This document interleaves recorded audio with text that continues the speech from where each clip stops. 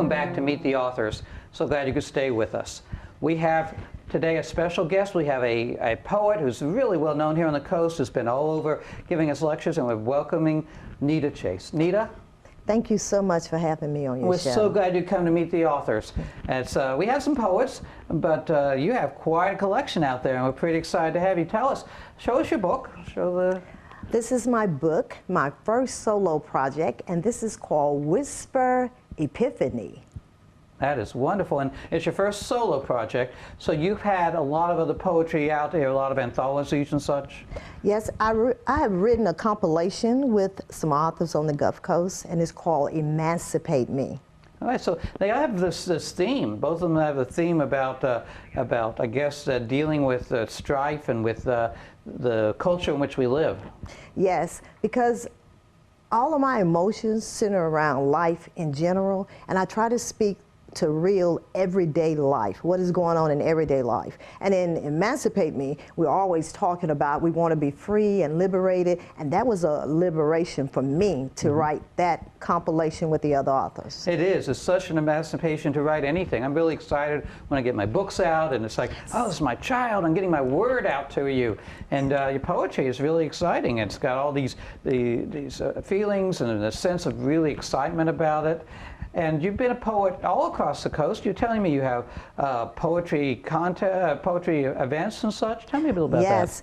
I started doing poetry events when PJ's Coffee Shop was on Pass Road. And they would allow me to come in and just recite poetry. And I was reciting with a band called 11th Hour. And one day after a Toastmasters event at my church here in Ocean Springs is called Victory International Christian Center, I said to my pastor, it would be great to bring poetry to the church. The church is more about, it's about salvation and souls being saved, but it's also business and opportunities and showcasing talent and unity. So he allowed me to bring it to Ocean Springs at Victory International Christian Center. And you're still doing that? So people want to see you reading your poetry. Where can they do that? You can see me reading poetry at the Almanac on the third Saturdays. You can see me at The Wall, and that is the D-A Wall, and that is every first Saturday. Now, where is The Wall? That's in Gulfport on Avenue C, off of Pass Road, and also the Almanac, as you know, is downtown, close to the beach. And downtown Gulfport. Downtown Gulfport, yes. Okay. And also at Victory International Christian Center, which is in Ocean Springs on Ocean Springs Road, 8401 Ocean Springs Road. So this is your first book, your first solo book? Yes. And when did it come out? 2017. How many poems do you have in it? 40, and there's a reason why. When I wrote this book, God told me I would do 40 poems, and at the end, because 40 is the end of testing, and he said the book would have 5 chapters because that's his favor and grace. And he also told me that it would be 8 poems, there would be 8 poems in each chapter. Wow. Because every time you finish it, it's a new beginning, start over. So this is all dictated by God's will there. I like that. Yes. Kind of theme.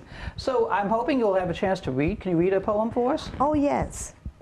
I love listening to people read their poetry. They really, at any time anybody reads their work, you know, it comes alive, their own personal emotions, and this will be a lot of fun.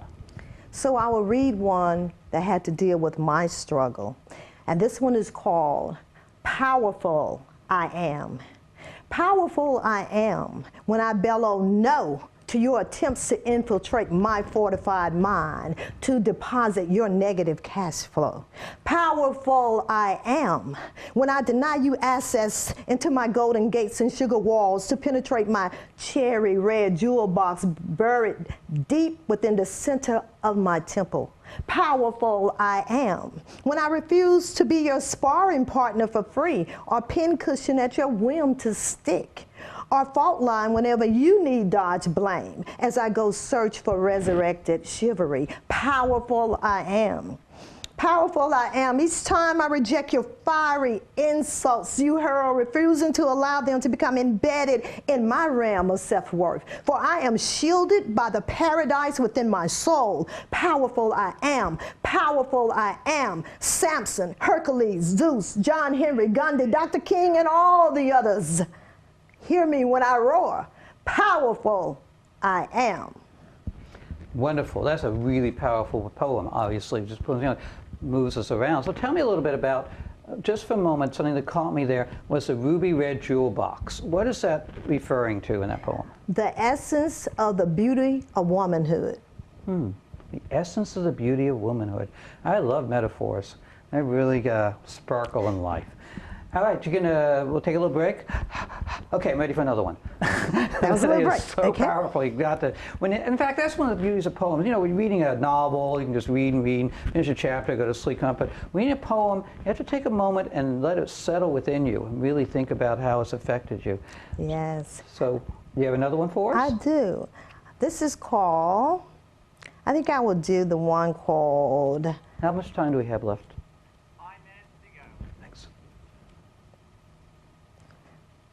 Maybe Whisper Epiphany is the title of this book. Quietly, he entered into my secret garden, and suddenly my floral bouquet spiced up the air with the scent of womanhood in bloom. Musically, he spoke not louder than a whisper of love unlimited, and my heart beat fervently. Then a lifetime of desire exploded. Softly, his eyes rolled a passion once blinded by fear, and the veil that hid my own passion shattered with the force of an erupting volcano. Gently, his words of romance stroked the corners of my mind, and my body spewed out liquid fire from the poetic symphony. Lovingly, I felt the flutter of his butterfly kisses, and my soul sang praises to the lips that ignited the inferno in the center of gravity. In quiet desperation, we tiptoed through the unexplored secrets of our trembling body parts, and a downpour of soft rain blanketed our bodies as we lay glistening and our hearts played the tune, I Love You, on an African rain stick, and our eyes sprinkled tears of love that we both knew, and our ears fine-tuned the sounds of pure bliss, and our nose inhaled the potpourri of delight that perfumed the essence of life. And at that moment, we both knew our love could never whisper without creating an epiphany. How wonderful. Wow, I'm going to applaud on that one. That was great. And that's about, obviously, meeting your husband or your lover? Yes. Yeah, isn't that wonderful? Yes, it was a Whisper Epiphany when I met him. And also, Whisper Epiphany was the name I had for my little girl, and she never came. I have 3 sons. I wanted a little girl, and her name was Whisper Epiphany, so I birthed this book. That's your little girl. Yes, Named that's Whisper my baby. Epiphany. I love that so much. So, you love writing poetry. I received from you this morning for the show a picture of dawn, of the sunrise, and you were telling me before the show that these are the type of things that inspire your poems. You mentioned sunrises or tears or somebody's saying a phrase that grabs you. Tell me a little bit about your poetry inspiration. So like you're an inspiration because you have such a body of work out there. So when I look at you, I call you author extraordinaire. So today I must declare, I'm so grateful and thankful that you let me present this book. And I hope everyone in the audience will take a look. Oh, look at that. She just did a poem right there for us. That was great. Spontaneous rapping. I like that. All my poetry is pretty much emotional. Whatever I feel at that particular moment, that second, that's what I'm going to write about. All right, so it seems like you could have written 1,000 poems as quickly as you write poems and inspiration. So you have more books coming out. Tell me about that. I do. I have one that's coming out, and I hope in about 3 months, and the title of that book would be Passion Speaks. Of course, it's going to be probably a lot of love poetry. I have a book called Recipes Locator. It speaks for itself. I'm going to, I think the next title of the book will be Read the Book.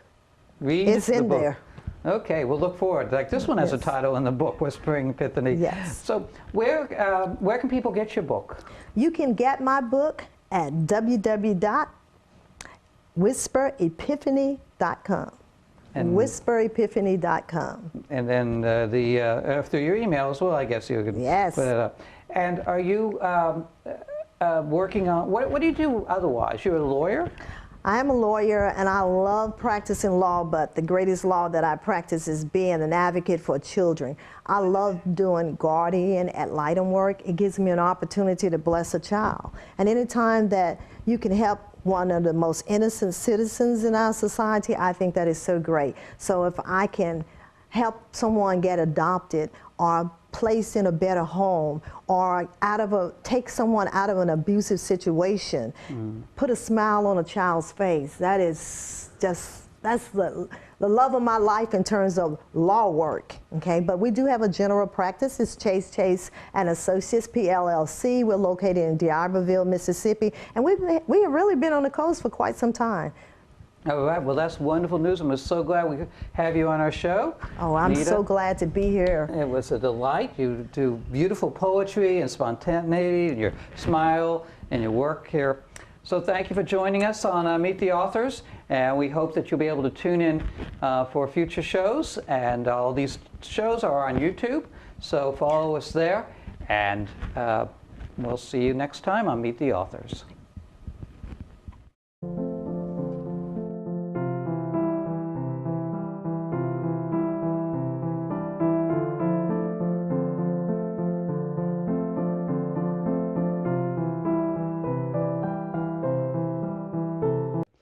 Go to my website, drstreams.com. You can pick up any of my books or any of our guests' books. All the guests have been invited to put their books on my website and get them directly from there.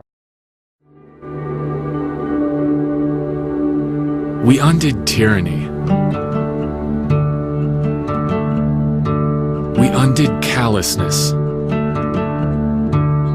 and hopelessness. We undid evil and evil's evil twin. We've come a long way. We undid impossible and impossibly impossible. Mr. Gorbachev, tear down this wall. We undid indignity and carelessness. Just look at all we've undone. Certainly, we can undo overwhelming. It's time to undo climate change. Undo your part. There's a simple, bipartisan solution to climate change Congress needs to hear about. Go to undo your part.